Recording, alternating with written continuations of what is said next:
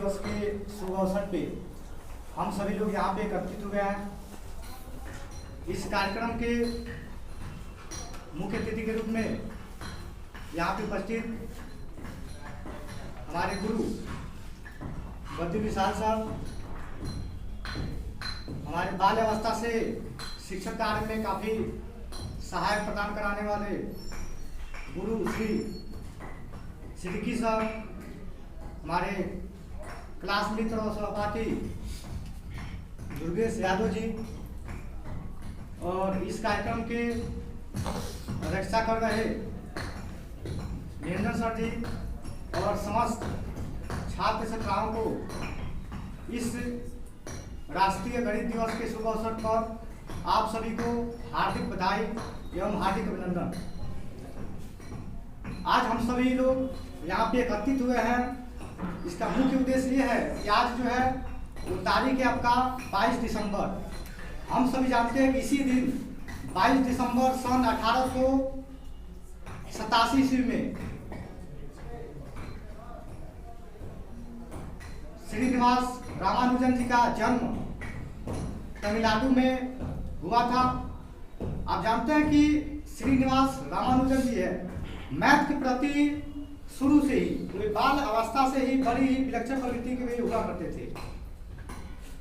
उनका गणित में जो मानना था, गणित में जो अर्पण था, वो बहुत ही विलक्षण था। छोटे स्वभाव के थे। उस समय भी जब स्कूलों में वो पढ़ा करते थे, उस समय भी वे अपने अध्यापक को, अपने गुरु को बहुत परेशान करते थे।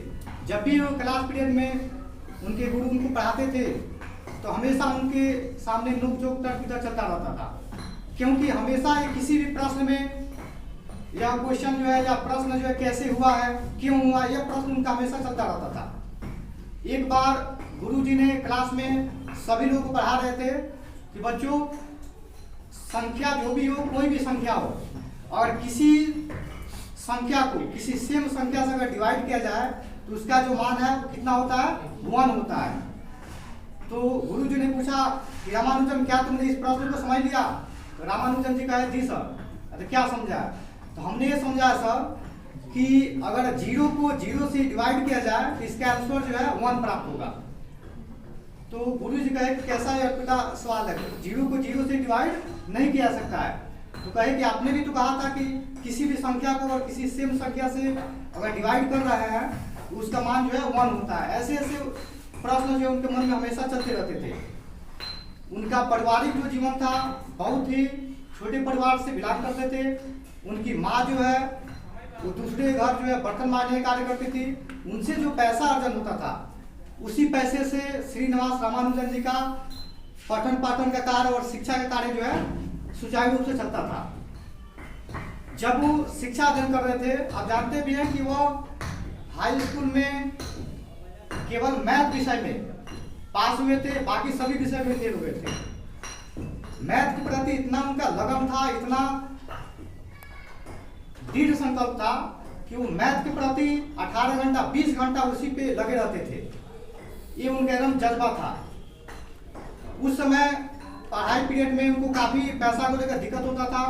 तो उनके यहाँ जो बच्चे आते थे रूम में रहने के लिए, क्योंकि उनके घर में कुछ रूम जो है भाड़ा भी चलते थे।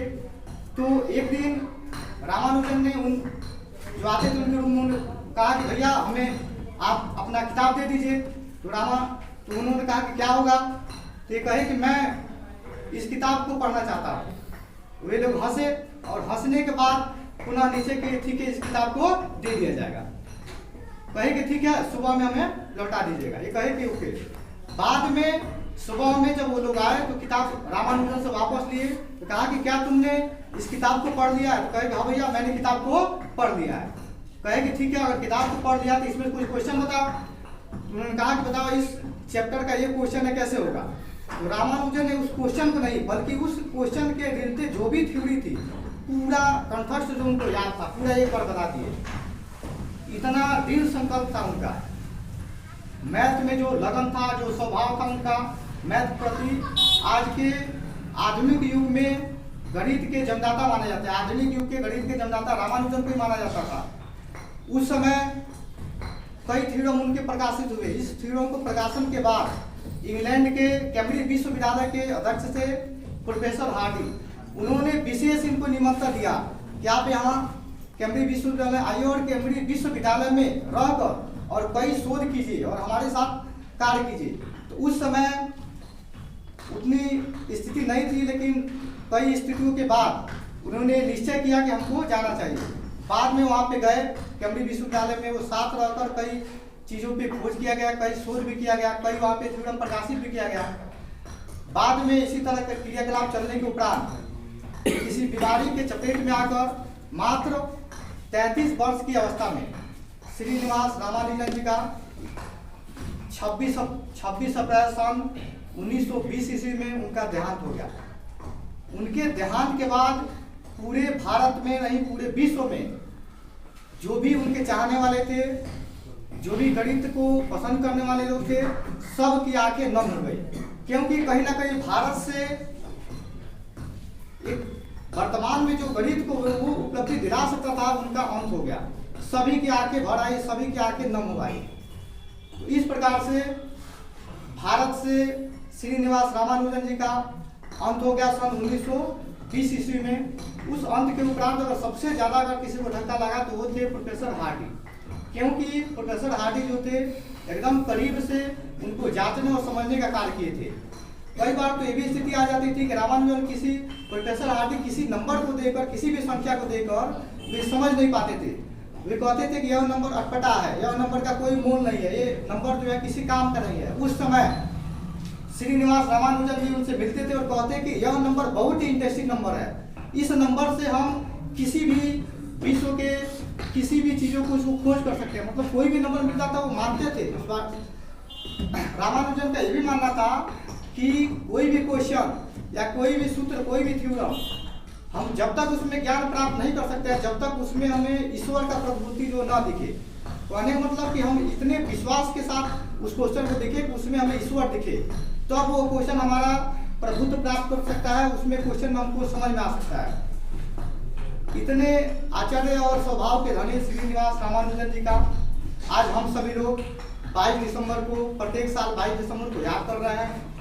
यह सन 2012 ईस्वी से डॉक्टर मनमोहन सिंह के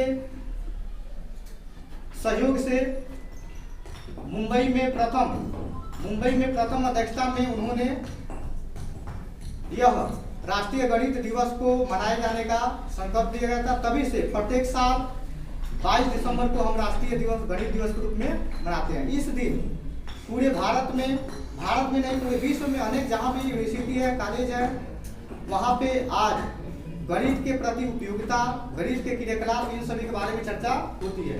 हम चाहेंगे कि अगली कड़ी में हमारे जो अतिथि है उनसे हम गणित को समझने की कोशिश करेंगे कि गणित आखिर हमारे जीवन में क्या उपयोगिता है। ठीक है, जय हिंद।